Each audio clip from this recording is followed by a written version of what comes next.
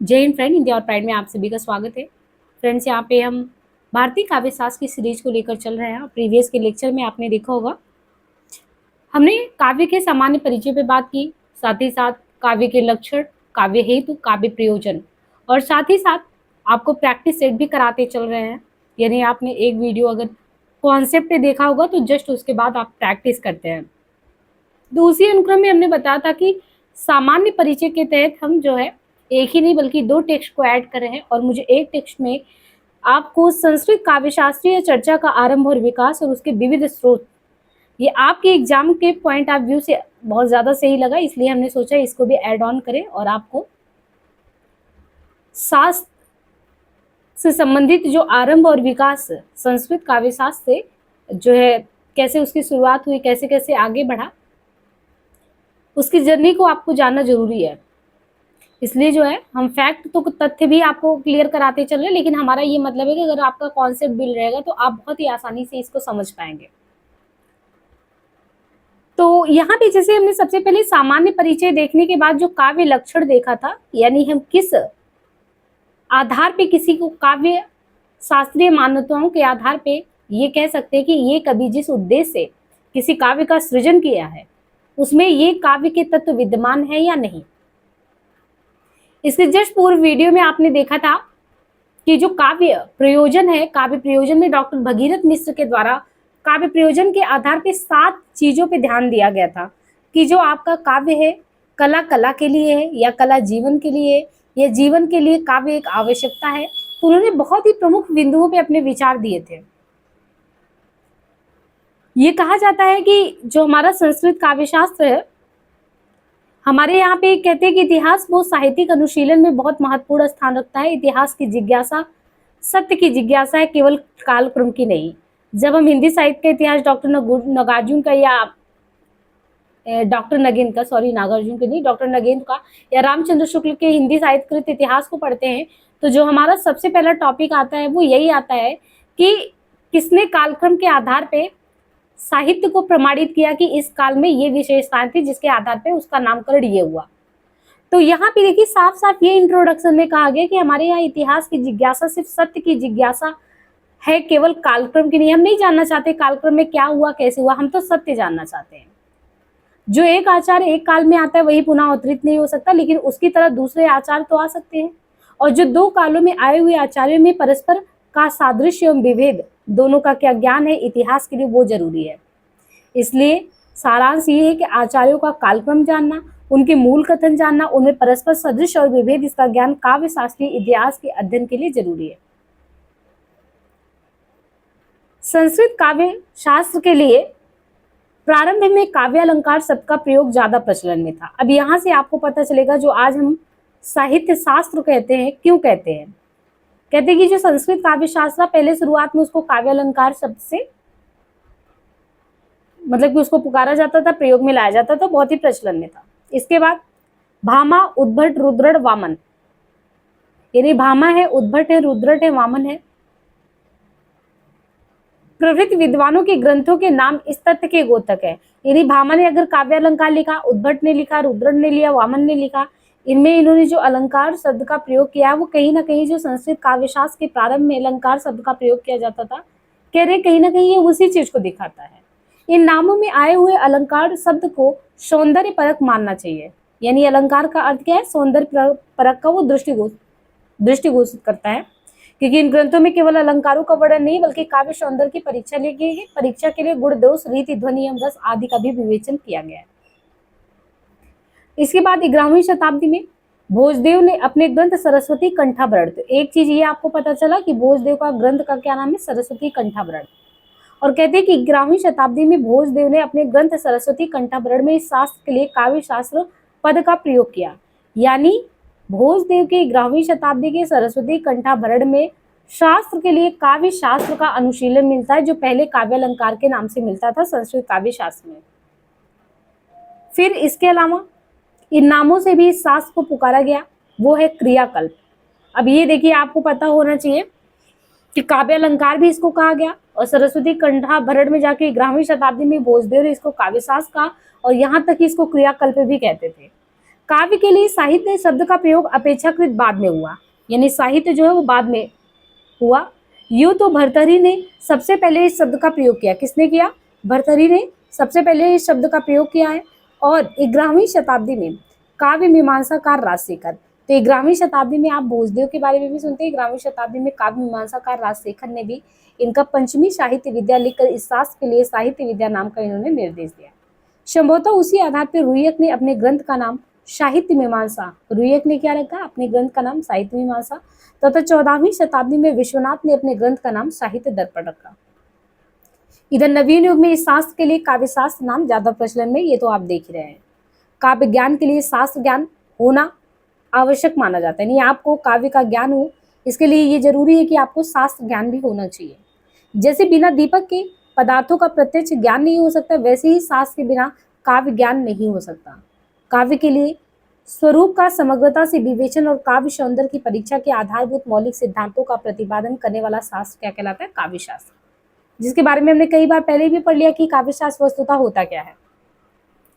अब यहाँ पे देखिए इसका काल विभाजन क्या गया है, जो इसके पूर्व हमने नहीं बताता। जैसे हम हिंदी साहित्य का इतिहास पढ़ते हैं, उसमें सबसे पहले ज्यादा जोर काव्य के काल विभाजन पे ही देखते हैं कि कौन से काल, आदिकाल कब रहा, भक्ति काल कब रहा, रीति काल कब रहा, आधुनिक कब रहा, प्रगति कब रहा, प्रयोगवाद, नई कविता, समकालीन कविता, यानी काल विभाजन पे वहां पे ज्यादा जोर दिया जाता है।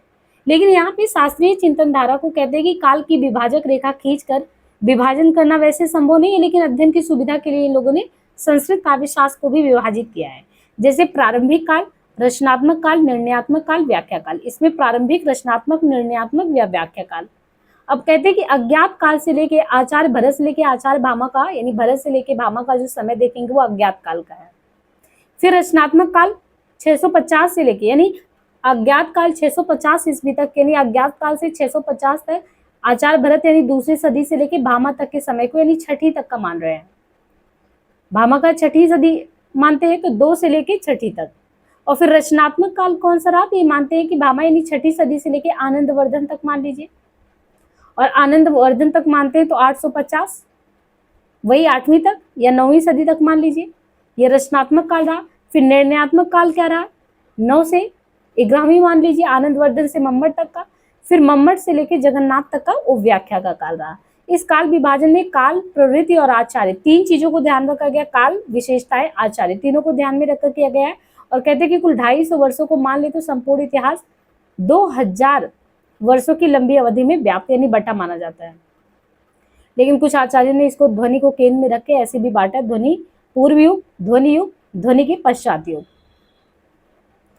अब यहाँ पे कहते हैं कि प्रारंभिक काल में देखें तो भरत मुनि के नाट्यशास्त्र से भारतीय काव्य शास्त्र का शुरुआत माना जाता है। ये सब हम लोगों ने भरत मुनि के नाट्यशास्त्र और नाट्यशास्त्र की उत्पत्ति के पीछे क्या कारण थे, नाट्यशास्त्र को पंचम वेद क्या कहते हैं, पुरवा उर्वशी का कथानक क्या है ना, ये सारी चीजों पे हमने प्रीवियस के लेक्चर में बात की है, जिसमें आप विस्तार से समझ पाए होंगे कि क्यों हम नाट्यशास्त्र को पंचम वेद कहते हैं, यानी बहुत पौराणिक मान्यताओं वगैरह को भी हमने लिया हुआ है।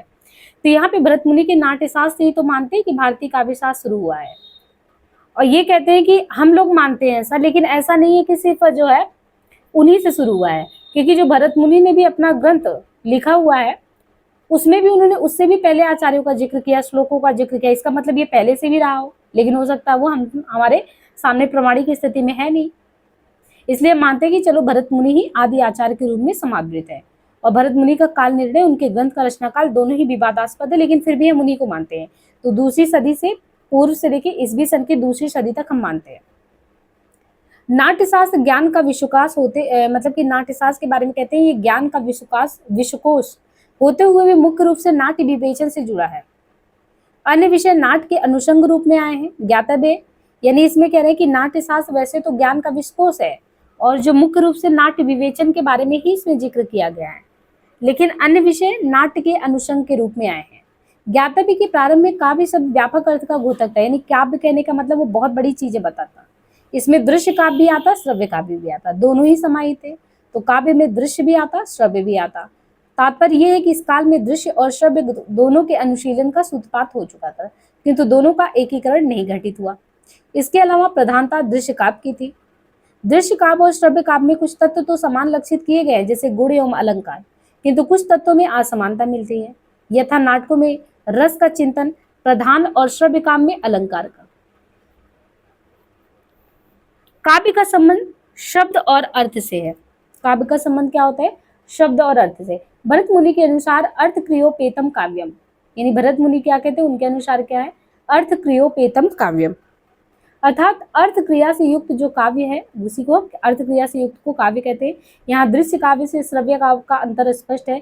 दृश्य काव्य में अर्थ और क्रिया, यानी जो हम कहते हैं ना कि अर्थ मतलब कि किसी भी चीज का मूल, जो उसका क्रक्स निकलता हो, तो अर्थ। तो कहते हैं जब हम कोई चीज देखते हैं, तो जैसे मान लो हम नाटक देख रहे हैं, तो यहाँ पे कहे हैं कि वैसे तो इन्होंने कहा कि काव्य का संबंध शब्द और अर्थ से है, और इसीलिए भरत मुनि ने कहा भी है कि अर्थ क्रियोपेतम काव्यम, अर्थात अर्थ क्रिया से युक्त काव्य, अर्थ एक्शन से युक्त काव्य हो। और दृश्य काव्य जब हम देखते हैं, दृश्य काव्य और श्रव्य काव्य, तो आप यहाँ पे सोचिए कुछ देर। दृश्य काव्य मान लीजिए आप नाटक देखने गए, तो एक तो नाटक में जो भी कथानक है वो अपने कानों से सुनते हैं, दूसरा नाटक में अभिनय करने वाले के एक्शन को देखते हैं। तो फिर दृश्य जो है श्रव्य से कैसे अलग हुआ? क्योंकि श्रव्य में एक्शन भी है, क्रिया भी है और अर्थ भी है, जबकि जो सुनने वाला श्रव्य काव्य है उसमें अर्थ है, और अर्थ से यानी कोई शब्द आपने सुना और शब्द से अर्थ निकाला, तो आपको श्रव्य और दृश्य में अंतर पता चला। अब उल्लेखनीय है कि जो स्थान भरत मुनि ने क्रिया को दिया, वही स्थान भामा ने शब्द को दिया। यानी भरत मुनि एक्शन को, अभिनय को मानते हैं, ज्यादा स्थान देते हैं। वही चीज भामा, जो 6ठी शताब्दी में काव्य अलंकार के रचनाकार हैं, वो शब्द को ज्यादा महत्व देते हैं, क्योंकि भामा का ये कहना है कि शब्दार्थो सहितो काव्यम। क्या अभी से पहले आपने जो डेफिनेशन पढ़ा था शब्दार्थो सहितो काव्यम, शब्द और अर्थ सहित जो काव्य है वही बेसिकली काव्य है, जो भामा ने कहा था, उसके पीछे क्या बहुत बड़ा कारण था? मुझे यही आपको बताना था कि भरत मुनि जहाँ कहते हैं अर्थ क्रियोपेतम काव्यम, यानी अर्थ क्रिया से युक्त काव्य है, अर्थ क्रिया से युक्त काव्य है, तो वहीं पे ये कहते हैं कि नहीं, शब्दार्थो सहितो काव्यम, वो क्रिया को ज्यादा महत्व देते हैं, तो ये शब्द को बहुत महत्व देते हैं। और काव्य का संबंध शब्द और अर्थ दोनों से है। सबसे पहले शब्द व्याकरण के अन्वेषण का विषय बना। दार्शनिक दृष्टि प्रभावित विद्वान शब्द को ही प्रधानता देते हैं, क्रिया को नहीं देते, क्योंकि शब्द को वे ब्रह्म मानते हैं और अर्थ को उसका विवर्त मानते हैं। इसके विपरीत नैरुक्त लोग अर्थो ही प्रधान तद्गुणः शब्दा। अब देखिए एक लोगों का और एक और भी विपरीत में जिक्र हुआ है कि नैरुक्ता लोग अर्थ ही प्रधान तद्गुणः शब्दा, अर्थ को ही मानते प्रधान, अर्थ को प्रधानता देते हैं। शब्द और अर्थ की इस लड़ाई को काव्यशास्त्रियों ने व्याकरण से दाय के रूप में ग्रहण किया, और सर्वप्रथम भरत मुनि ने शब्द और अर्थ की इस लड़ाई में वाणी से अभिनय को इस अर्थ में श्रेष्ठ घोषित किया कि वाणी के अर्थ की अभिव्यक्ति अभिनय द्वारा ही होती है। कलात्मक अभिनय ही काव्यार्थ को व्यंजित करता है, आस्वाद बनाता है। नाट्य प्रयोग सफलतापूर्वक कैसे करना चाहिए, यह दिखाना ही नाट्य शास्त्र का उद्देश्य है। नाट्य प्रयोग सफलतापूर्वक कैसे करना चाहिए, ये दिखाना ही क्या है, नाट्य शास्त्र का उद्देश्य होता है। अतः नाट्य मंडप की रचना से लेकर नाट्य सिद्धि तक नाट्य के सभी अंगों की इसमें विवेचना की गई है। इसमें काव्य चर्चा नाट्य के अनुसंग के रूप में हुई, जिसमें काव्य लक्षण, अलंकार तथा गुण दोषों का वर्णन है। भरत के पश्चात कालक्रम की दृष्टि से आचार्य भामा का नाम लिया जाता है। यदि भरत के बाद देखें तो कालक्रम की दृष्टि से किसका नाम आता है, आचार्य भामा का। 6ठी शताब्दी की पूर्वार्ध में होने वाले भामा ने अपने ग्रंथ काव्य अलंकार में श्रव्य काव्य को मुख्य रूप से विवेचन का विषय बताया। इस काल में सर्वाधिक उल्लेखनीय घटना यही हुई कि काव्य चर्चा नाट्य के अंग के रूप में ना होकर स्वतंत्र रूप में होने लगा। पहले काव्य चर्चा को नाट्य का ही एक अंग मान लेते थे और बहुत बड़े स्तर पर नाट्य को ही केंद्र में रखा जाता था, लेकिन 6ठी शताब्दी तक काव्य शास्त्रीय चर्चा विकसित नहीं हुई थी। लेकिन 150 ईस्वी का गिरनार पर्वत में प्राप्त रुद्रदामन के काल के शिलालेख पर उटंकित निम्न पंक्ति तत्कालीन काव्य शास्त्रीय स्थिति का संकेत है। यहाँ पे पंक्तियां हैं, अस्फुट लघु मधुर चित्रकांत शब्दमयो दारा अलंकृत गद्यम पद्यम। इसमें रुद्रदामन को योद्धे का उसादक महती विद्याओं का पारगामी अस्फुट लघु मधुर चित्रकांत तथा उदार एवं अलंकार मंडित गद्य पद्य की रचना में प्रवीण बतलाया गया। यद्यपि यह एक प्रशस्ति है, तथापि प्रस्तुत वाक्य से तत्कालीन काव्य शास्त्रीय दृष्टि का निश्चित प्रमाण मिलता है। इसमें काव्य का गद्य पद में विभाजन, अलंकृत गद्य पद की स्थिति, मधुर एवं कांत गुणोचित्र के माध्यम से ध्यान आकर्षित करने वाले स्वरूप, विन्यास, कवि समय आदि का संकेत मिलता है। भामा ने अपने ग्रंथ में यूं तो मेधा विरुद्ध आदि अनेक पूर्ववर्ती आचार्यों का स्मरण भी किया, तथापि इनकी रचनाएं उपलब्ध नहीं है। भामा से पूर्व का रचा हुआ भट्टिकाव्य काव्यशास्त्र की विकसित स्थिति का प्रमाण देता है, और इसमें कुल 38 अलंकारों का प्रयोग है तथा पांडित प्रदर्शन की प्रवृत्ति भी असाधारण रूप से देखने को मिलती है।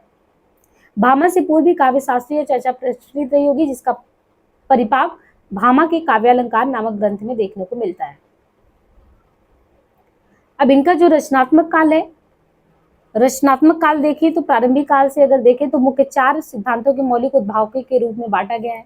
जैसे कुछ लोग हैं जो अलंकार को फेवर करते हैं, अलंकार सिद्धांत को मानते हैं। कुछ ऐसे आचार्य हैं जो गुण और रीति को मानते हैं, कुछ रस सिद्धांत को मानते हैं और ध्वनि सिद्धांत को। अब यहाँ पे देखिए जो अलंकारवादी आचार्यों में है, भामा है, दंडी है, उद्भट है। तो भामा, दंडी, उद्भट। गुण और रीति सिद्धांत को दंडी और वामन मानते हैं। रस सिद्धांत में भट्ट, लोलट, भट्ट, शंकुक, भट्ट, नायक। तो अलंकार में भामा, दंडी, उद्भट। गुण और रीति सिद्धांत में दंडी और वामन। रस सिद्धांत में भट्ट, लोलट, भट्ट, शंकुक, भट्ट, नायक। और ध्वनि सिद्धांत में आनंद वर्धन।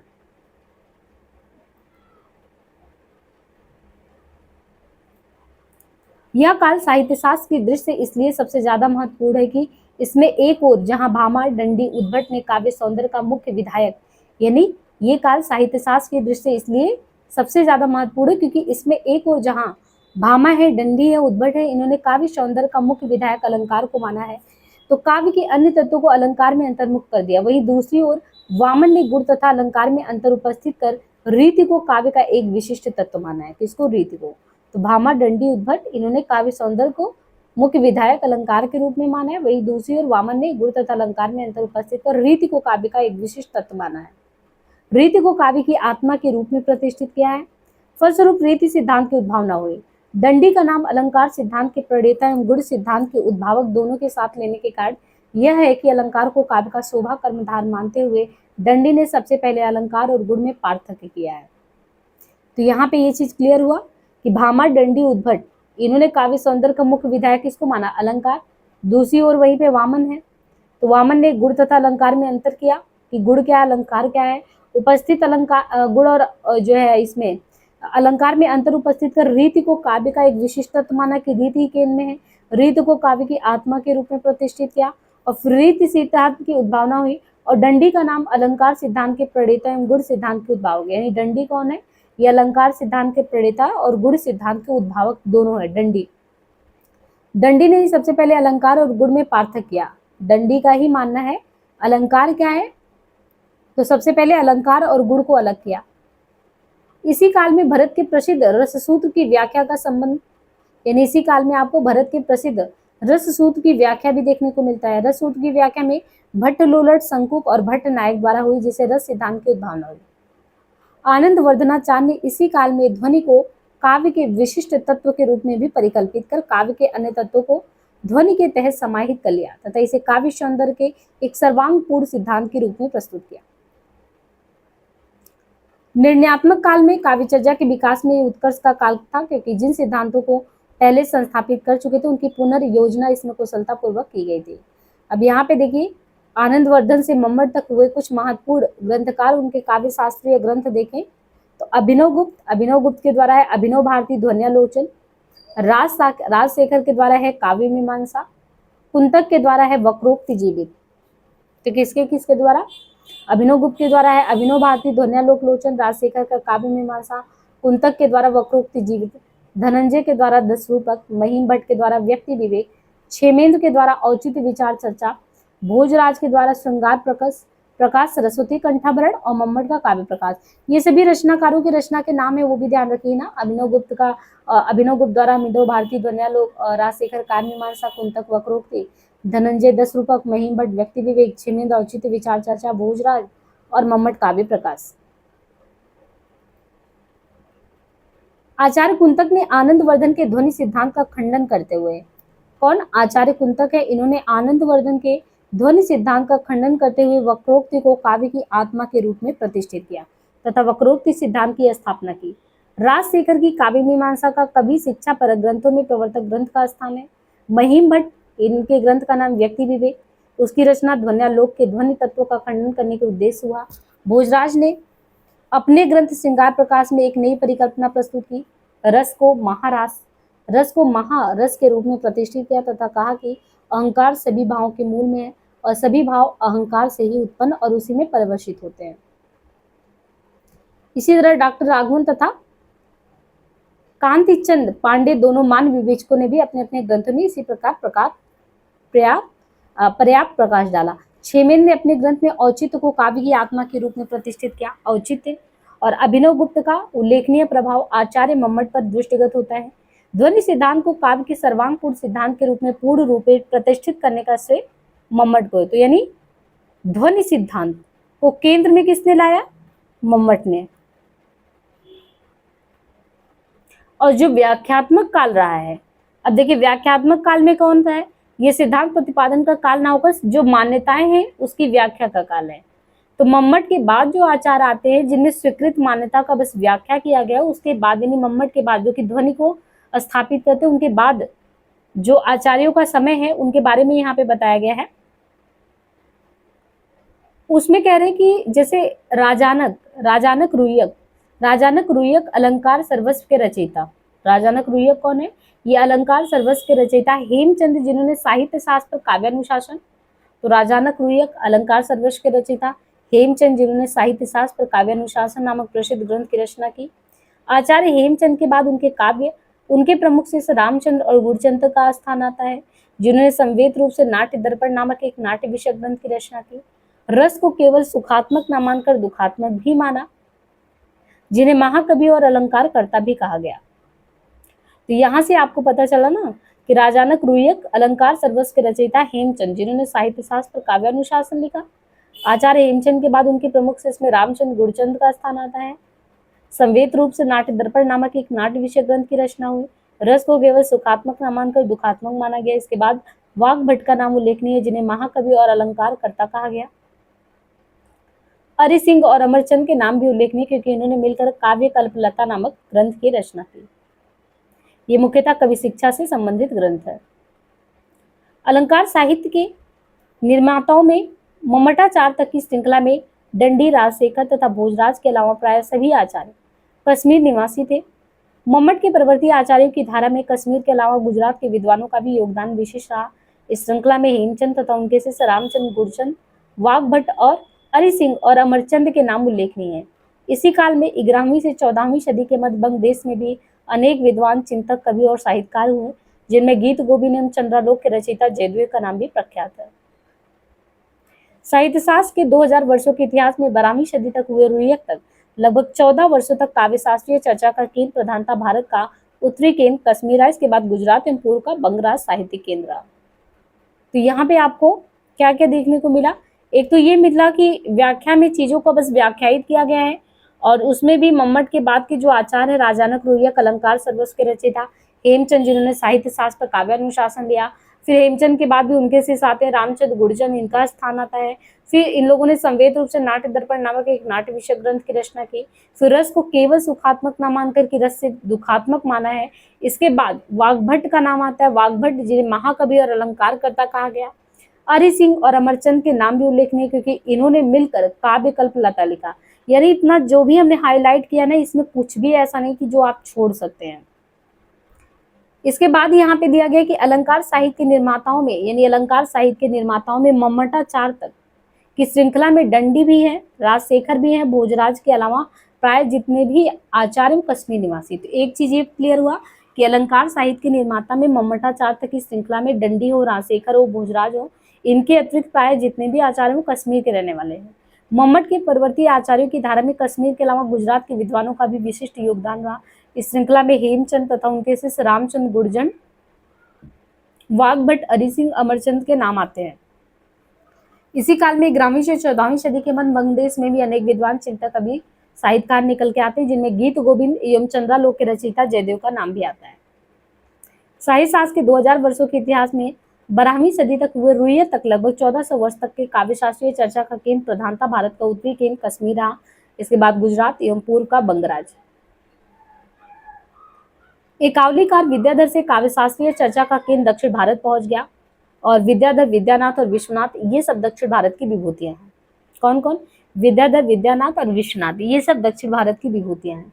एकावली विद्याधर का एकमात्र ग्रंथ है जो काव्य प्रकाश और अलंकार सर्वस्व के आधार पर लिखा गया, और इसके उदाहरण विद्याधर के स्वयं बनाए हुए हैं। ग्रंथकार ने इसकी रचना अपने आश्रयदाता की स्तुति के रूप में की, जो अलंकार साहित्य में एक नई प्रवृत्ति की घोषणा करता है। उसके बाद विद्यानाथ ने भी अपने आश्रयदाता की स्तुति में प्रताप रुद्र यशोभूषण की रचना की, जिसके आदर्श पर कदाचित हिंदी के प्रसिद्ध कवि भूषण ने शिवराज भूषण नामक अलंकार ग्रंथ की रचना की। इसके बाद विद्यानाथ के बाद विश्वनाथ कविराज का नाम आता है, यानी विद्यानाथ के बाद विश्वनाथ कविराज का, जो 14वीं सदी में हुए और इनका अलंकार शास्त्र विषयक ग्रंथ इस साहित्य दर्पण बड़ा लोकप्रिय हुआ। इसमें काव्य और नाट्य संबंधी संपूर्ण विषयों का समावेश है। इसके अलावा इसमें नायक नायिका भेद भी प्रतिपादित है। इसमें विश्वनाथ ने मम्मट के काव्य लक्षण का खंडन करते हुए वाक्यम रसात्मकम काव्यों का लक्षण भी स्थापित किया है।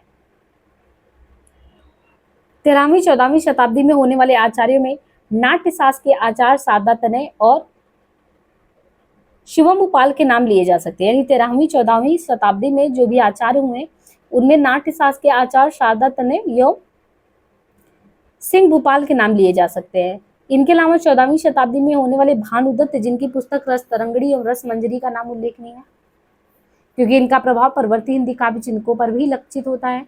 फिर 14वीं और 16वीं शताब्दी के आचार्य 14वीं और 16वीं शताब्दी के आचार्य रूप गोस्वामी, जिनके ग्रंथ उज्ज्वल नीलमणि एवं भक्ति रसामृत सिंधु का भी प्रभाव परवर्ती रस चिंतन परंपरा पर दृष्टव्य है। इस श्रृंखला में उल्लेखनीय है कि 16वीं 17वीं शताब्दी के अप्पय दीक्षित जो दक्षिण भारत की विभूति हैं, यहाँ पे अप्पय दीक्षित जो है वो दक्षिण भारत की विभूति है, कुवलयानंद के रचयिता भी है यही, और इनका परवर्ती हिंदी आचार्यों पर स्पष्ट प्रभाव देखने को मिलता है।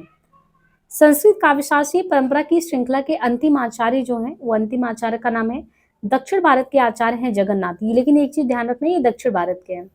अलंकार शास्त्र के संबंध में इनका प्रसिद्ध ग्रंथ है रस गंगाधर, इसलिए आपको ये ध्यान रखना है कि जगन्नाथ जो है इनकी जो रचना का नाम है रस गंगाधर।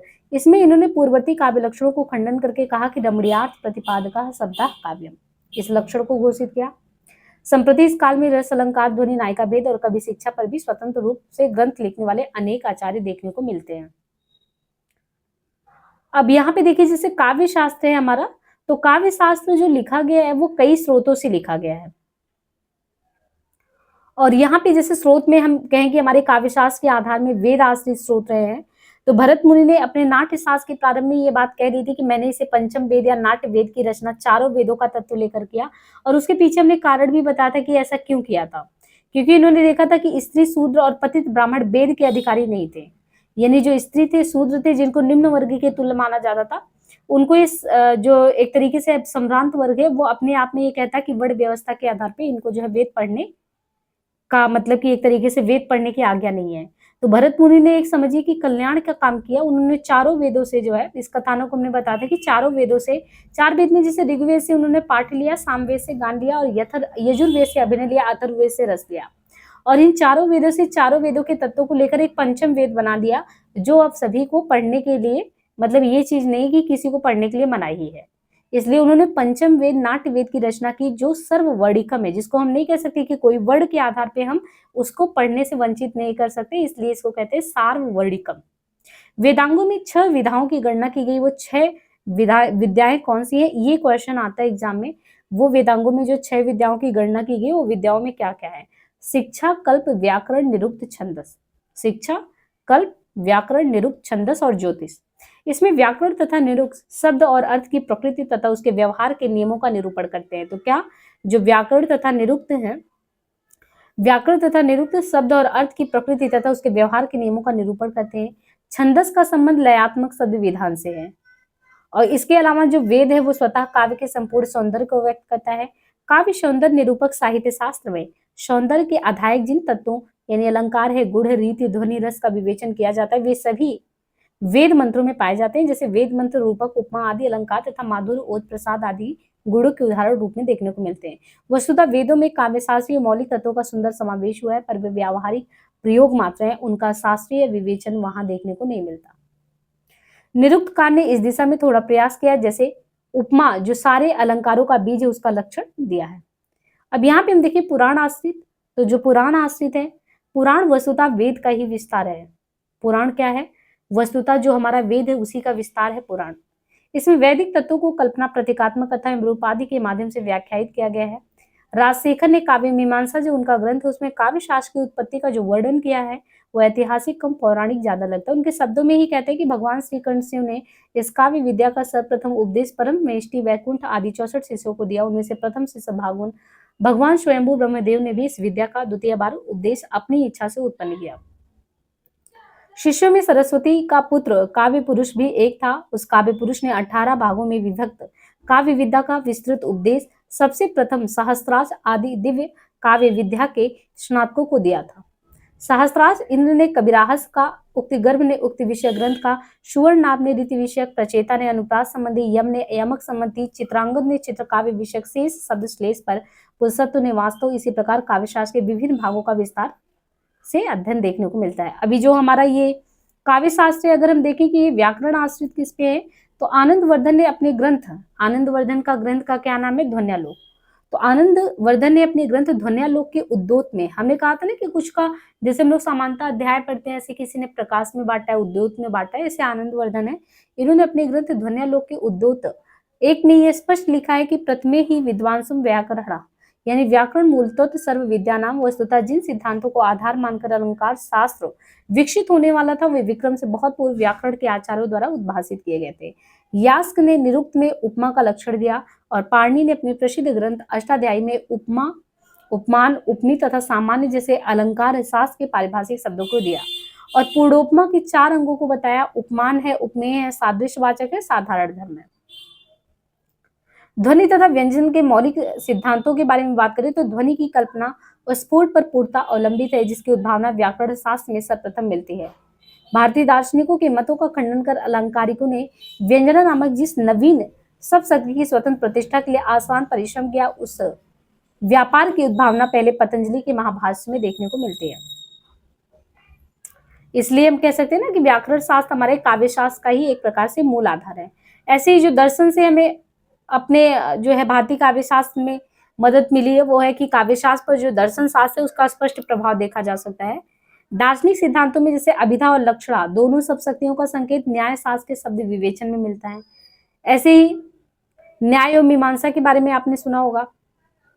तो ध्वन्यालोक तथा नाट्य शास्त्र के व्याख्याता जो अभिनव गुप्त है, उन्होंने अलंकारिक की अपेक्षा दार्शनिक वो ज्यादा थे। इनके शैव दर्शन के गुरु लक्ष्मण गुप्त थे। साहित्य और दर्शन का सुंदर सामंजस्य इन्होंने किया। भरत के रस सूत्र की व्याख्या इन्होंने अभिव्यक्तिवाद के रूप में की और अभिव्यक्तिवाद के रूप में की, तो जिसके मूल में क्या दार्शनिक सिद्धांत है।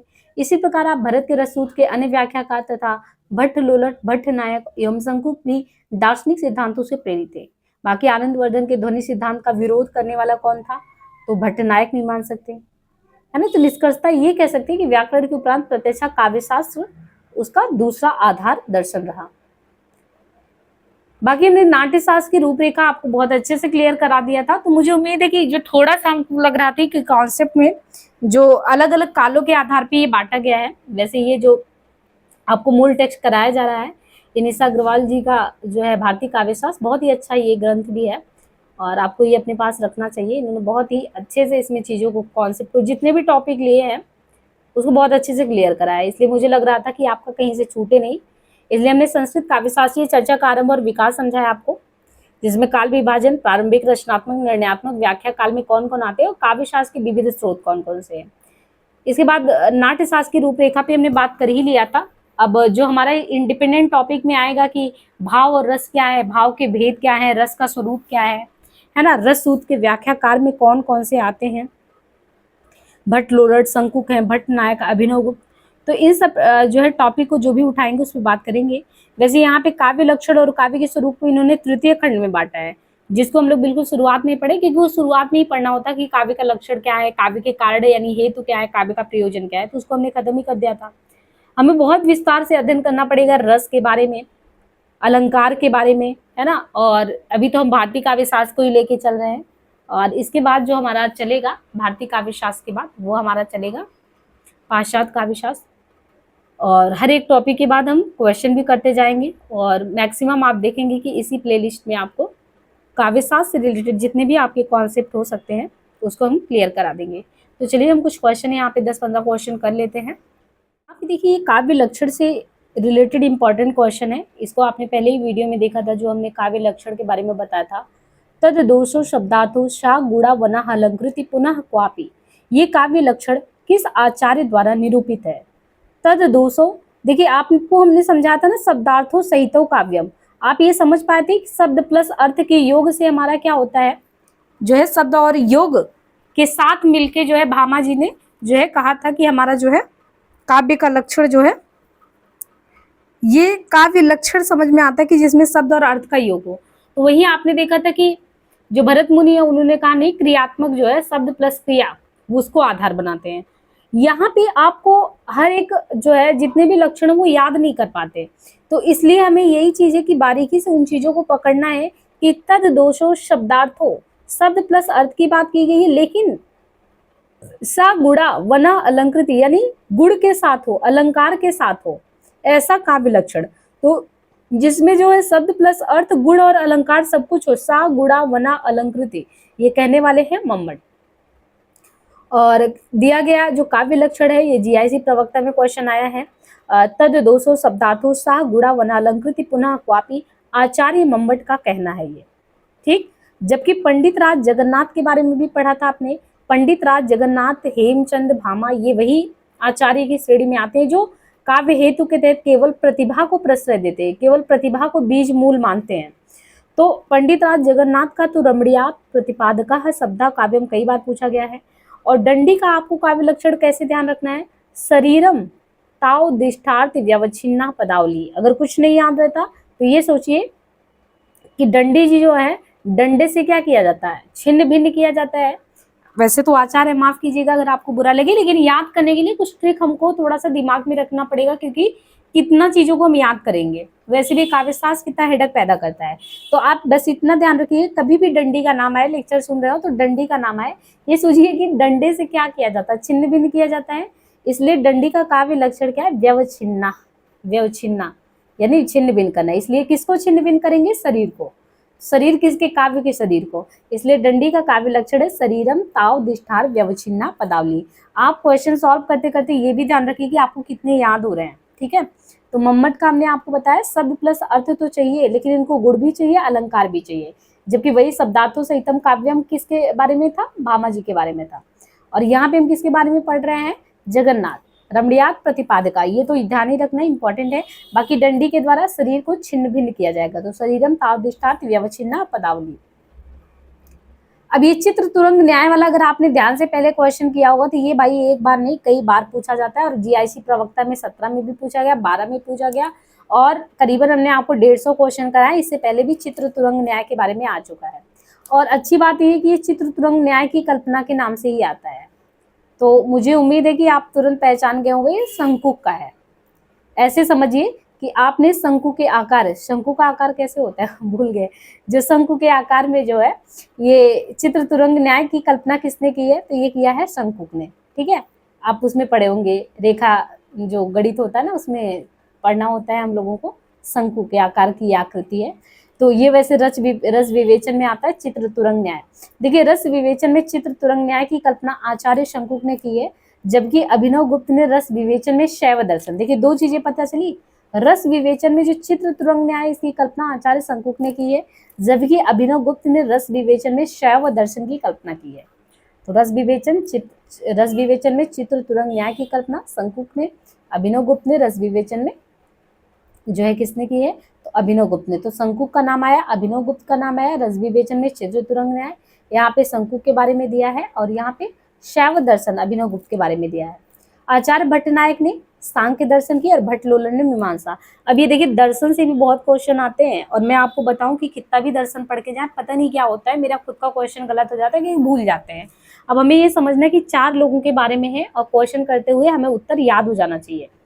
तो हमने कहा कि चित्र के बारे में जब भी आएगा, चित्र शंकु के आकार का जैसा भी चित्र हो तो चित्र तुरंग, चित्र बनाना किसका काम, शंकु का।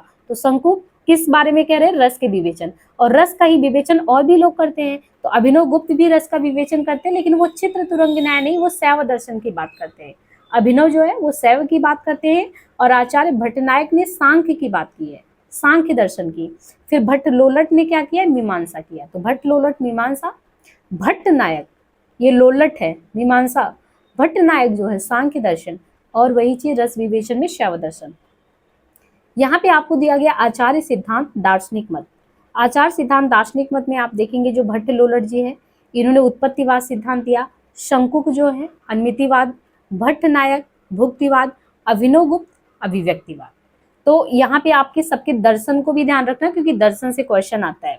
चित्र तुरंग शंकुक का बताया ना, लेकिन देखिएगा जो चित्र तुरंग न्याय शंकुक जी का है उसको क्या कहते हैं, अनुमतिवाद।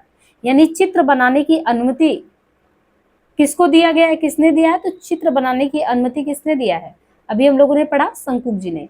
और शंकुक जी ने अगर अनुमति दिया है तो फिर न्याय तो करना पड़ेगा, इसलिए न्याय दर्शन अनुमति के थ्रू किसका है, शंकु का, जिसको हम चित्र तुरंग न्याय कहते हैं, जो बार बार एग्जाम में क्वेश्चन पूछा जाता है। अब दूसरी चीज, हमने भट्ट लोलट की बात की, नायक की। एक भट्ट लोलट है, एक नायक है, और नायक ने सांख्य दर्शन का प्रतिपादन किया जिसको कहते हैं भुक्तिवाद। भुक्ति, नायक कौन है, भुक्ति है, और भुक्तिवाद जो है सांख्य दर्शन से। अभिनव ने क्या किया, अभिनव, देखिए अभिनव नाम में ही लगता अभिव्यक्ति, ऐसे आपको सिद्धांत को पकड़ना। अभिनव ने क्या किया, अभिव्यक्ति किया। अभिव्यक्ति किस दर्शन में किया है, शैव में किया है। और लोलट ने क्या किया, लोलट ने उत्पत्ति किया है मीमांसा दर्शन में। इस सिद्धांत, आचार, दार्शनिक में सबको ध्यान रखिए, इससे जरूर क्वेश्चन आते हैं। इनमें से किस आचार्य ने काव्य गुणों की संख्या 10 मानी है? कौन से ऐसे आचार्य जिन्होंने बताया कि काव्य गुण जो है वो 10 है? याद हो आपको कि जैसे आपने भरत मुनि के बारे में जब पढ़ा था, तो भरत मुनि के बारे में पढ़ा था कि 10 गुण 10 दोष, है ना, और फिर उनके अध्यायों की संख्या बताया था, फिर छठे सते अध्याय में भाव और रस की व्यंजना की सब कुछ बताया गया है आपको। तो आचार्य भरत मुनि ही है जिन्होंने काव्य की गुणों में 10 गुण माने, तो 10 गुण के साथ 10 ही दोष माने। लेकिन अच्छी बात यह है कि जो आचार्य वामन ने इन्होंने गुण के बारे में बताया तो वो 20 गुणों का जिक्र किए, वो 10 की बात नहीं करते। लेकिन आचार्य भरत जो है वो काव्य गुणों की संख्या 10 मानते हैं, और आचार्य वामन ये 20 प्रकार के गुणों की कल्पना करते हैं। और क्षेमेंद्र जो है, क्षेमेंद्र को क्या कहा जाता है, ये क्षेमेंद्र को औचित्य संप्रदाय का प्रवर्तक माना जाता है। तो भरत मुनि ने काव्य गुणों की संख्या 10 मानी, जबकि आचार्य वामन ने 20 प्रकार के गुणों की कल्पना की है, और क्षेमेंद्र को औचित्य संप्रदाय का प्रवर्तक माना जाता है। किसको, क्षेमेंद्र को। तो आचार्य भरत मुनि ने काव्य गुणों की संख्या 10, वामन ने 20, क्षेमेंद्र को औचित्य संप्रदाय का प्रवर्तक माना जाता है, क्षेमेंद्र। और आचार्य भोजराज के प्रसिद्ध ग्रंथ का नाम क्या है, सरस्वती कंठाभरण। ठीक है, तो इतने जो है कवियों का आपको ध्यान रखना है। अब आगे देखिए क्वेश्चन है, भारतीय नाट्यशास्त्र की दृष्टि से नाटक का मुख्य उद्देश्य क्या है? अब यहाँ पे देखिए डीप में क्वेश्चन पूछा ना नाट्यशास्त्र से, और हम लोगों ने नाट्य का पूरा कथानक ही पढ़ डाला है। यहाँ से आपको लगेगा मूल टेक्स्ट फायदा करेगा। देखिए भारतीय जो नाट्यशास्त्र रहा है उसकी दृष्टि से कहते हैं कि नाटक का मुख्य उद्देश्य क्या है, नाटक आप क्यों देखते हैं, व्यक्तित्व के परिशोधन के लिए, या दृश्य को सिर्फ प्रस्तुत करने के लिए, सिर्फ रस के स्वाद के लिए, चरित्र चित्रण के लिए? तो अंततः हर एक चीज का रसास्वादन है, ताकि जो मन विकार हो उसका विरेचन हो। तो भारतीय जो नाट्यशास्त्र उसकी दृष्टि से जो नाटक है उसका मुख्य उद्देश्य रसास्वादन, यानी आप आनंद लीजिए। और वैसे भी आचार्य भरत मुनि ने व्यक्तित्व का परिशोधन, चरित्र चित्रण तथा दृश्यों का प्रस्तुतिकरण को गौड़ माना है। यानी जो अंततः इन लोगों ने मूल उद्देश्य माना है वो रस का स्वाद लेने के लिए कहा है कि आप रस का स्वाद लो, आनंद लो। और भरत मुनि ने व्यक्तित्व के परिशोधन की बात की है, तो व्यक्तित्व का परिशोधन, चरित्र चित्रण तथा दृश्यों का प्रस्तुतिकरण ये सब मानते हैं, लेकिन इसको गौड़ स्थान दिया, प्रमुख नहीं दिया है। भारतीय नाट्यशास्त्र की दृश्य नाटक का मुख्य उद्देश्य रस का स्वाद करना है, रस का स्वादन। और भरत मुनि ने व्यक्तित्व का परिशोधन, चरित्र चित्रण, दृश्यों का प्रस्तुतिकरण इसको माना है, लेकिन गौड़ स्थान देते हुए नाटक के आनंद रस का रसास्वादन को प्रमुख बताया है। नाट्यशास्त्र भरत मुनि का श्रेष्ठ ग्रंथ है जिसमें पंचम वेद की संज्ञा उसे दी गई है। काव्य शास्त्रीय ग्रंथ काव्य मीमांसा के लेखक कौन है? विश्वनाथ दंडी, राजशेखर, भरत मुनि। तो काव्य शास्त्रीय ग्रंथ काव्य मीमांसा जो है, काव्य मीमांसा के लेखक है राजशेखर। काव्य शास्त्रीय ग्रंथ काव्य मीमांसा के लेखक का नाम है राजशेखर, जबकि भरत मुनि द्वारा लिखित महत्वपूर्ण रचना का नाम है नाट्यशास्त्र। तो काव्य मीमांसा किसने लिखा? राजशेखर ने। भरत मुनि ने क्या लिखा? नाट्यशास्त्र। और नाट्यशास्त्र को भरत मुनि ने पंचम वेद भी कहा है। इसमें 36 अध्याय तथा लगभग 5000 श्लोक है। भरत मुनि ने नाट्यशास्त्र में 10 गुण, 10 दोष, 4 अलंकार बताए हैं। विश्वनाथ द्वारा रचित साहित्य दर्पण महत्वपूर्ण काव्य शास्त्रीय ग्रंथ है। कवि कंठाभरण के रचनाकार कौन है? दंडी, केशव मिश्र, क्षेमेंद्र, धनंजय। तो ये है क्षेमेंद्र। कवि कंठाभरण के रचनाकार है क्षेमेंद्र। कवि कंठाभरण के रचनाकार का नाम है क्षेमेंद्र, और क्षेमेंद्र की अन्य रचनाओं में है औचित्य विचार चर्चा, सुवृत्त तिलक, दशावतार चरित। तो कवि कंठाभरण ये क्षेमेंद्र जी का है। और चिमिन की रचनाओं में औचित्य, सुब्रत तिलक, दशावतार चाहिए, जबकि दंडी द्वारा रचित महत्वपूर्ण, तो दंडी द्वारा जो रचित महत्वपूर्ण रचना वो काव्यादर्श है। और धनंजय ने 10 रूपक ग्रंथ रचा है। अरस्तु के अनुकरण सिद्धांत में कौन सी एक बात नहीं है? कविता जगत की अनुकृति है, अनुकरण की प्रक्रिया आनंददायक है, अनुकरण से हमें शिक्षा मिलती है, काव्य प्रकृति का अनुकरण नहीं है। तो अरस्तु के अनुकरण सिद्धांत में कौन सी एक बात देखने को नहीं मिलती? काव्य प्रकृति का अनुकरण नहीं है। काव्य जो है वो प्रकृति का अनुकरण नहीं है, ये चीज देखने को नहीं मिलता।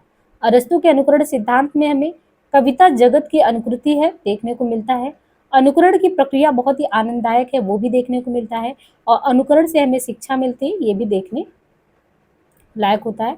इसलिए काव्य प्रकृति का अनुकरण नहीं, ये बात अरस्तु के अनुकरण सिद्धांत में नहीं देता। अरस्तु ने काव्य को प्रकृति का अनुकरण माना है, कविता जगत की अनुकृति है, अनुकरण की प्रक्रिया आनंददायक होता है और अनुकरण से हमें शिक्षा मिलती है, ये तीनों ही अरस्तु के अनुकरण की विशेषता है।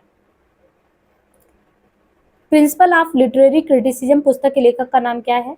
प्रिंसिपल ऑफ लिटरेरी जो क्रिटिसिज्म है इस पुस्तक के लेखक का नाम है आई रिचर्ड। प्लेटो, इनके पुस्तक का नाम है इयॉन। क्रोचे की पुस्तक का नाम एस्थेटिक है। Eliot the Sacred Wood. किसकी मान्यता है कि औदात्य अभिव्यक्ति की उच्चता और उत्कृष्टता का नाम है? यानी कौन से ऐसे लेखक हैं जिनकी मान्यता है कि औदात्य अभिव्यक्ति की उच्चता और उत्कृष्टता का नाम है? तो लॉन्जाइनस का औदात्य सिद्धांती है। लॉन्जाइनस की मान्यता है कि औदात्य अभिव्यक्ति की उच्चता और उत्कृष्टता का नाम है। लॉन्जाइनस जो है इनके ग्रंथ का नाम है पेरिहुपसस। इस ग्रंथ का सबसे पहले प्रकाशन जो है 1554 में हुआ था। पेरिहुपसस मूलतः रेटोरिक भाषण शास्त्र की पुस्तक है। Matthew Arnold culture and anarchy पुस्तक सादर्ज साल्ट लानोसी करके हैं। इनमें से कौन अलंकारवादी आचार्य नहीं है? केशव, भामा, जयदेव, आनंदवर्धन। तो इनमें से कौन नहीं है? आनंदवर्धन नहीं है। केशव है, भामा है, जयदेव है। आनंदवर्धन अलंकारवादी आचार्य नहीं है, बल्कि कौन? जो इसमें आनंदवर्धन है वो अलंकारवादी आचार्य नहीं है आनंदवर्धन, बल्कि ध्वनिवादी आचार्य कौन है? आनंदवर्धन है, जबकि अन्य तीनों अलंकारवादी आचार्य हैं।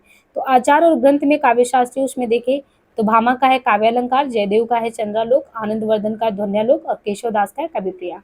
तो भामा काव्यालंकार, जयदेव चंद्रालोक, आनंदवर्धन ध्वन्यालोक, केशवदास का कविप्रिया। ब्रह्मानंद सहोदर किसे कहते हैं? रस, ध्वनि, वक्रोक्ति, अलंकार। तो ब्रह्मानंद सहोदर इसमें किसको कहते हैं? देखिए रस को ब्रह्मानंद सहोदर कहा गया है ना। रस को इसमें जो है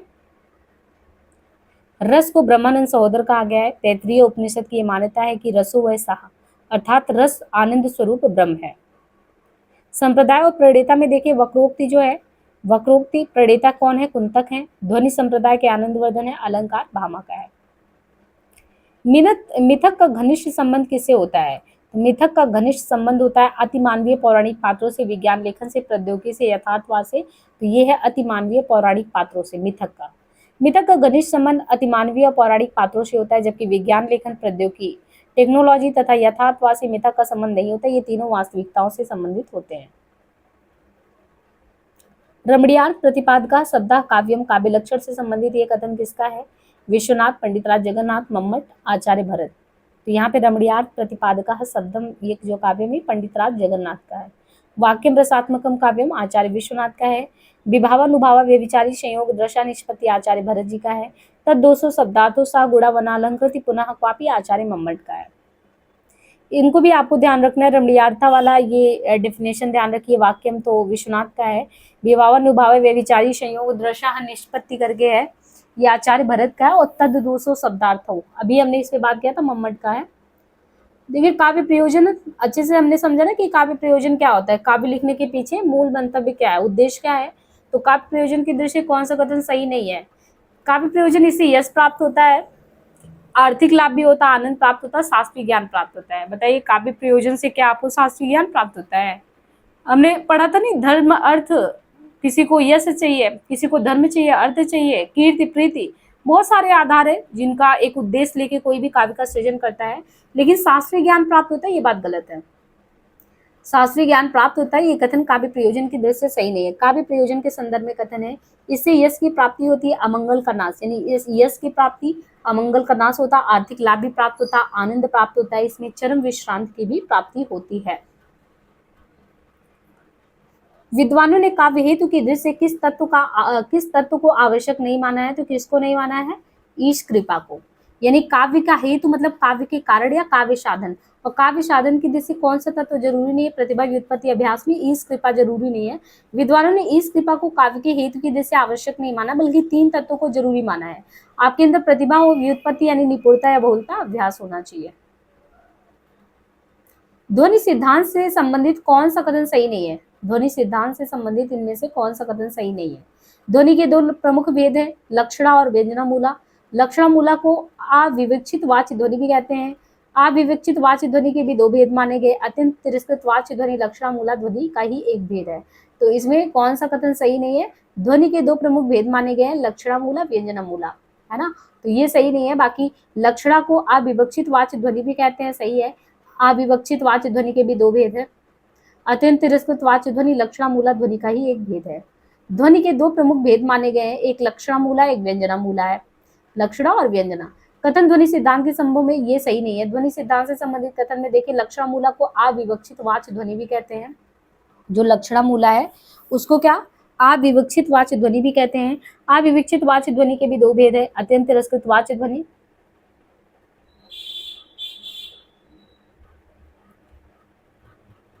लक्षणामूला को भी अविवक्षित वाच्य ध्वनि भी कहते हैं। अविवक्षित वाच्य ध्वनि के भी 2 भेद माने गए, अत्यंत तिरस्कृत वाच्य ध्वनि और लक्षणामूला का ही एक भेद है। ध्वनि सिद्धांत के प्रवर्तक का नाम क्या है? ध्वनि सिद्धांत के प्रवर्तक है आनंदवर्धन। और आनंदवर्धन ने ध्वनि के कितने भेद बताए? वस्तु ध्वनि, अलंकार ध्वनि और रस ध्वनि। इनमें अरस्तु के अनुकरण से संबंधित कौन सा कथन गलत है? अनुकरण से अरस्तु का अभिप्राय भावनापूर्ण अनुकरण से, यानी अरस्तु का कहना है। वैसे भी अपने पाश्चात्य काव्यशास्त्र के कॉन्सेप्ट को हम लोगों ने पढ़ा भी नहीं है। और वैसे अनुकरण से अरस्तु का अभिप्राय मतलब क्या है? भावनापूर्ण अनुकरण से है, या अनुकरण भी एक सृजन क्रिया है। अनुकरण के संबंध में प्लेटो और अरस्तु के मत में कोई अंतर नहीं है। अनुकरण को नया अर्थ प्रदान कर अरस्तु ने कला का स्वतंत्र अस्तित्व स्थापित किया। तो इसमें आपको बताना है कि अरस्तु के अनुकरण से संबंधित कौन सा कथन इसमें गलत है। बाकी सारे सही होंगे, एक ही गलत है। तो यहाँ पे जो ये दिया है कि अरस्तु के संबंध में प्लेटो और अरस्तु के मत में कोई अंतर नहीं है, बिल्कुल गलत है। गुरु और चेले में बहुत अंतर है। और अरस्तु से अनुकरण से अरस्तु का अभिप्राय ये भावनापूर्ण अनुकरण से है, सही है। अनुकरण भी एक सृजन क्रिया है, बिल्कुल सही है। अनुकरण भी ऐसे नहीं है हूबहू नकल कर लेना, अनुकरण करना भी एक आर्ट है। अनुकरण को नया अर्थ प्रदान कर अरस्तु ने कला का स्वतंत्र अस्तित्व स्थापित किया, ये बात भी बिल्कुल सही है।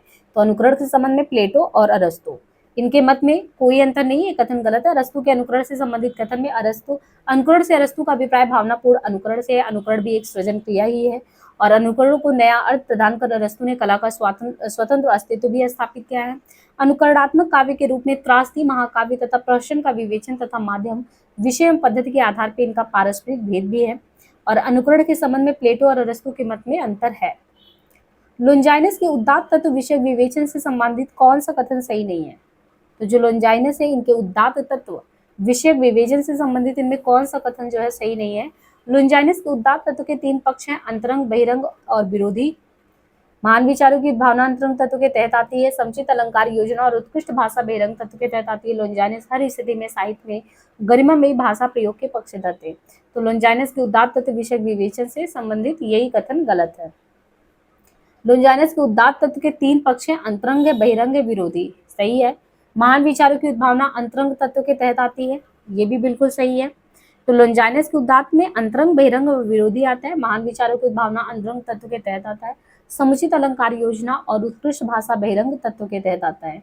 तो लोंजाइनस हर स्थिति में साहित्य में गरिमामयी भाषा प्रयोग के पक्षधर हैं। ये कथन लोंजाइनस के उदात्त तत्व के विवेचन के संबंध में सही नहीं है। लोंजाइनस के उदात्त तत्व विषय विवेचन से संबंधित कथन में देखें तो लोंजाइनस के उदात्त तत्व के 3 पक्ष हैं, अंतरंग, बहिरंग और विरोधी। महान विचारों की उद्भावना अंतरंग तत्व, यानी महान विचार जो हमारे मन में आते हैं वो हमारे अंतरंग तत्व के तहत आते हैं। समुचित अलंकार योजना और उत्कृष्ट भाषा बहिरंग तत्व के तहत आते हैं। तो समुचित जो अलंकार योजना है ये उत्कृष्ट भाषा बहिरंग तत्व के तहत आता है। समुचित रचना की भव्यता का निरूपण कैसे होता है? तो समुचित रचना की भव्यता का निरूपण तथा अलंकार का निरूपण, काव्य में शब्द, रूप, बिंब आदि का निरूपण। भरत के रस निष्पत्ति संबंधी सूत्र के व्याख्याकारों में से किस विद्वान की व्याख्या अभिव्यक्तिवाद कहलाती है? हमने बताया था ना कि जिसका नाम अभि से शुरू हो, अब आपको याद आ रहा होगा, शंकुक का हमने चित्र तुरंग न्याय बताया था, और न्याय चित्र तुरंग न्याय, और न्याय में ही न्याय मीमांसा आ जाएगा। न्याय शास्त्र आ जाएगा, मतलब कि वही न्याय दर्शन है ना, उसी में आपको मिल जाएगा। और फिर अभिनव की अभिव्यक्ति की बात की थी, फिर भट्ट नायक और भट्ट लोल्लट की बात की थी। तो याद करिए आप, भट्ट लोल्लट के द्वारा कौन से दर्शन की बात की गई थी और नायक की। इसको आप कमेंट बॉक्स में पिन करिएगा, लिखिएगा तो आपको याद होगा, पता है ऐसे लिखेंगे नहीं, उसको कहीं से जोड़ने की कोशिश नहीं करेंगे, तो फिर ये भाई काव्य शास्त्र है और क्वेश्चन भी जरूर आता है लेकिन आपसे छूट जाएगा। इसलिए भरत के रस निष्पत्ति व्याख्याकारों में अगर देखें तो जो हमारे अभिव्यक्तिवाद है वो अभिनव से, हमने वैसे भी बताया अभी को अभी से जोड़ दीजिए तो आपको कम से कम अलग से इसको याद नहीं करना पड़ेगा। तो भरत के रस निष्पत्ति व्याख्याकारों में अभिनव गुप्त की व्याख्या अभिव्यक्तिवाद कहलाती है। और भट्ट लोल्लट की भी यहीं पे आ गया उत्पत्तिवाद, फिर भी आप एक बार लिख लीजिएगा, भट्ट लोल्लट उत्पत्तिवाद या आरोपवाद। और श्री शंकु की अनुमति, श्री शंकु ने किस चीज की अनुमति दी थी, न्याय देने की, कौन से न्याय, चित्रतुरंग न्याय की। बाकी हमने क्या कहा था, भट्ट लोल्लट, लोल्लट ने क्या किया, उत्पत्ति या आरोप। और भट्ट नायक भुक्तिवाद या भोगवाद, भुक्तिवाद या भोग अनुमति क्या नाम है, भट्ट नायक ने दिया था। हम इनके दर्शन के बारे में पूछ रहे हैं, किसने शैव दिया था, किसने सांख्य दिया था, इसको आपको लिखना है, क्योंकि यहाँ पे आपको वाद तो दे दिया है लेकिन यहाँ पे दर्शन नहीं दिया है और हमें बात करनी है दर्शन पे। इसके बाद सही कथन कौन सा है, अलंकार काव्य में शोभा उत्पन्न करते हैं, गुण काव्य के कला पक्ष से जुड़ा घटक है, काव्य में अलंकार अनिवार्य होते हैं, गुण काव्य में शोभा उत्पन्न करते हैं। तो सही कथन बताना है कौन सा है इसमें। तो काव्य जो होता है, काव्य में अलंकार जो होता है वो अनिवार्य होता है ना, काव्य में अलंकार अनिवार्य होते हैं, गुण काव्य में शोभा उत्पन्न करते हैं। तो काव्य में अलंकार क्या है, जरूरी होता है, गुण क्या होता है, काव्य में शोभा उत्पन्न करता है, अलंकार काव्य में शोभा उत्पन्न करते हैं। तो हर एक का काम पता चला ना कि काव्य में अलंकार होने जरूरी है, गुण काव्य में शोभा उत्पन्न करता है और फिर अलंकार काव्य में शोभा उत्पन्न करते हैं, गुण काव्य के कला पक्ष से जुड़ा हुआ है। यहाँ पे जैसे दिया है, चिर जियो जोरी जुरे जुरे क्यों न स्नेह गंभीर, यहाँ पे ये पंक्ति है, चिर जियो जोरी जुरे जुरे क्यों न स्नेह गंभीर, को घटिए वृष भांजा वे हलधर के वीर। अब इसमें ये बहुत ही इंपॉर्टेंट पंक्ति है, इतना इंपॉर्टेंट है कि ये डीएसएसबी है, टीजीटी फीमेल है, राजस्थान लेक्चरर है, सब में बार बार आता है। तो इससे अंदाजा लगा सकते हैं ये कितना इंपॉर्टेंट क्वेश्चन है। तो आपने तीन जो है अभिधा, लक्षणा, प्रयोजनोक्ति, गौड़ी, तो ये लक्षण और व्यंजना के बारे में अभिधा, लक्षणा जो व्यंजना आपने पढ़ा था, लेकिन आपको इसमें बताना है कि अभिधा मूला लक्षणा है, प्रयोजनवती है, गौड़ी साध्य वासना लक्षणा है, क्या है इसमें। तो इसमें आपने देखना है कि कौन सा वो है। तो चिर जियो जोरी जुरे क्यों ना स्नेह गंभीर, को घटिए वृषभांजा वे हलधर के तीर, इस दोहे में जो है अभिधा मूला शाब्दी व्यंजना का वर्णन है। इस दोहे में श्लेष अलंकार का भी प्रयोग देखने को मिलता है, श्लेष है, शाब्दी है। धर्म अर्थ काम और मोक्ष कलाओं में बिच छड़ता प्रीति तथा कीर्ति को किस आचार्य ने काव्य प्रयोजन माना है, तो किसने माना है, भामा ने। आचार्य भामा ने चतुर्वर्ण फल प्राप्ति, धर्म अर्थ काम और मोक्ष कलाओं में बीच छड़ता प्रीति तथा कीर्ति को काव्य का प्रयोजन माना है। तो भामा ने माना था ना चतुर्वर्ण फल प्राप्ति, धर्म अर्थ काम और मोक्ष। आचार्य वामन ने कीर्ति और प्रीति को, यानी काव्य के प्रयोजन, काव्य के उद्देश्य के रूप में आचार्य वामन ने कीर्ति और प्रीति को माना था। इसके अलावा आचार्य रुद्रट ने, तो आचार्य रुद्रट ने धर्म, प्रीति, अर्थ, अनर्थोपशम तथा सुख प्राप्ति को काव्य का प्रयोजन माना था। आचार्य मम्मट ने यश प्राप्ति, वित्तीय लोभ, लोक व्यवहार, अमंगल का नाश, तत्काल परमानंद की प्राप्ति तथा कांता समेत उद्देश्य को काव्य का प्रयोजन माना था।